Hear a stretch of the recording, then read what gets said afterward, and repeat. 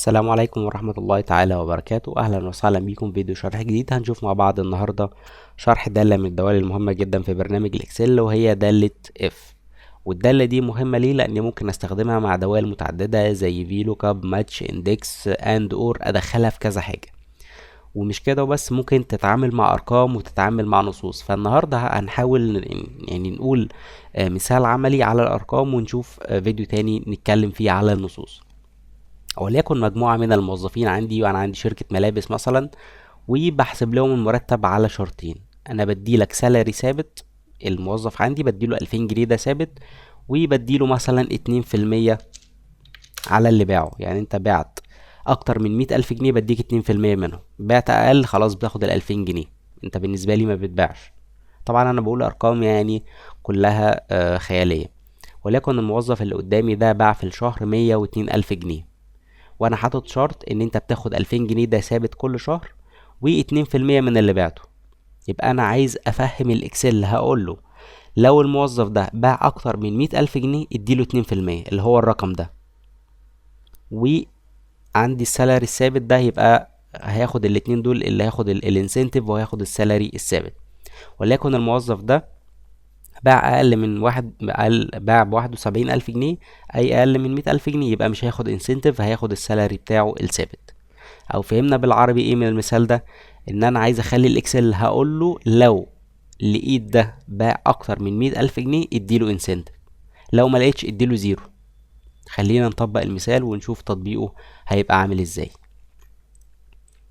هقول له نيجي على الجزء بتاع الانسنتيف، هقول له يساوي اف، هتظهر لي اول واحده بالشكل ده اف اكس، هدوس عليها مرتين. هتقول لي مكونه من 3 اجزاء. اول حاجه اللوجيكال تيست، وده الشرط اللي انا عايز اطبقه. لو الشرط ده الفاليو اف ترو، لو الشرط ده تحقق اكتب لك ايه، لو ما تحققش اكتب لك ايه. انا هبتدي اكتب له الشرط بتاعي، هقول له لو ايه بالعربي، لو المبلغ ده اللي هو باعه اكبر من او يساوي 100 ألف جنيه. صح كده؟ يعني لو الراجل ده باع اكتر من 100 ألف جنيه، خد لي الرقم ده واضربه في 2%، هديله 2%. طب لو ما كانش، ما تديلوش حاجة، زيرو، اكتب لي زيرو.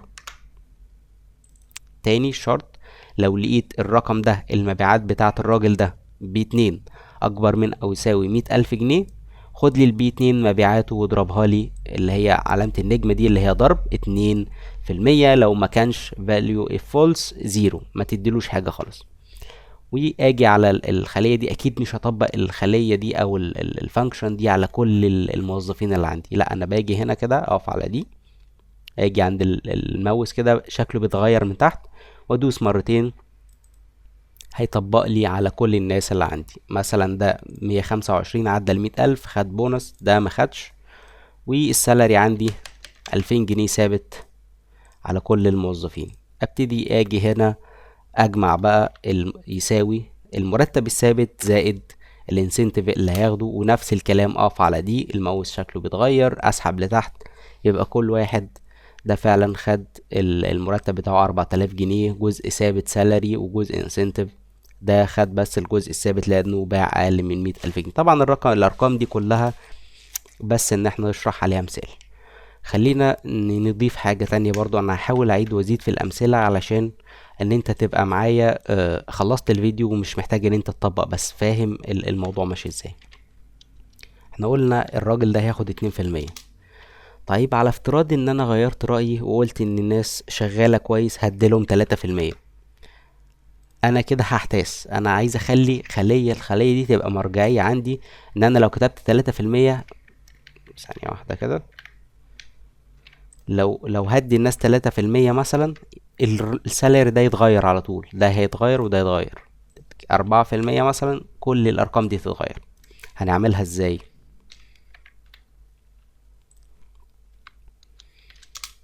طيب هنعيد نفس الكلام اللي احنا عملناه، بس هنضيف لها حاجة دلوقتي. هيساوي اف، ده احنا عملنا كده من شوية، هقول له لو لقيت ده اكبر من او يساوي 100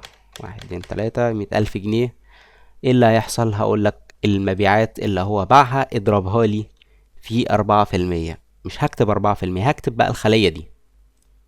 اضربها لي في الخلية دي، وابتدي احددها عشان عايز اثبتها وادوس عليها F4. طيب لو حصل الكلام ده، لو ما حصلش اسف الكلام ده، اكتب له 0. شوف كده انا عملت ايه غلط، ضفت 0 هنا زيادة. اوكي طيب لاحظ كده ايه اللي بيحصل. 4%، الراجل ده بياخد 4%. لو خليتها 5% الرقم ده زاد، لو خليتها 2% الرقم ده قل. فدي بالنسبة لي خلية مرجعية ابتدي اتحكم فيها زي ما انا عايز ادي للناس 2%، اوكي 3% تمام، واطبق على الباقي.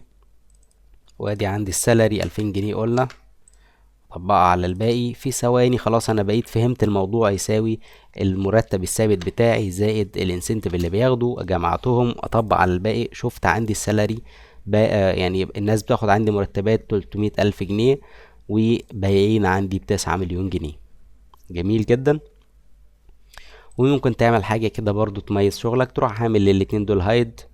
فانا بالنسبة لي هايد كده تخفيهم، يبقى الموظف ده باع 102 ألف جنيه، خد 5000 جنيه مرتبه.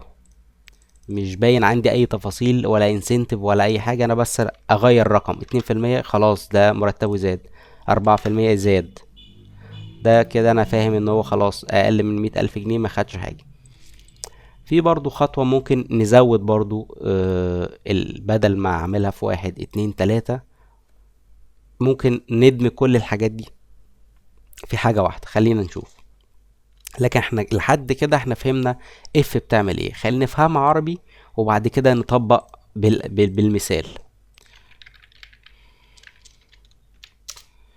هقول له يساوي اف لو لقيت الشخص ده باع اكبر من او يساوي 100 1 2 3 اكبر من 100 الف جنيه، خد لي الرقم ده واضربه لي في 4%. صح كده؟ ده اللي احنا عملناه في المرة اللي فاتت، يعني ده اللي احنا عملناه المرة اللي فاتت. لكن ايه اللي هنعمله دلوقتي؟ هيديني 2% تقريبا او 4% البونص. هقفل القوس كده بتاع ده. انا كده في الفاليو اف ترو، اسف، في الفاليو اف ترو انا قلت له لو ده اكبر 100,000 جنيه اضرب لي ده في 2%، هقول له زائد 2000 جنيه. فهمتني؟ هقول له ادي الراجل ده لو لقيته فعلا باع اكتر من 100,000 جنيه، خد دي واضربها في 4% وضيف عليها 2000 جنيه، يبقى ده السالري ثابت. طب لو ما كانش اكتب لي 2000 جنيه. فهمتني؟ هعيدها تاني. لو الشخص ده باع اكتر من 100,000 جنيه، او لو باع اكتر من 100,000 جنيه، خد لي اللي باعه واضربه في 4% وضيف عليه ال2000 جنيه اللي هو السالري الثابت. لو ما باعش، او لو ما باعش اكتر من 100,000 جنيه اكتب لي 2000 جنيه. خلينا نطبق كده لتحت ونشوف.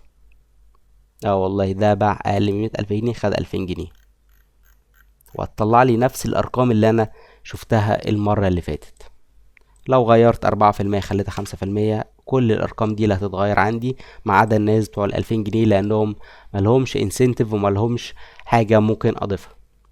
ده ببساطة كان فيديو شرح الاف، واتكلمنا على الارقام. المرة اللي جاية ان شاء الله هنتكلم على النصوص، والمرة اللي بعدها هنتكلم على اف المتداخلة، الاكتر من اف ندخلها مع بعض ونحاول نشوف استخدامات متعددة ليها.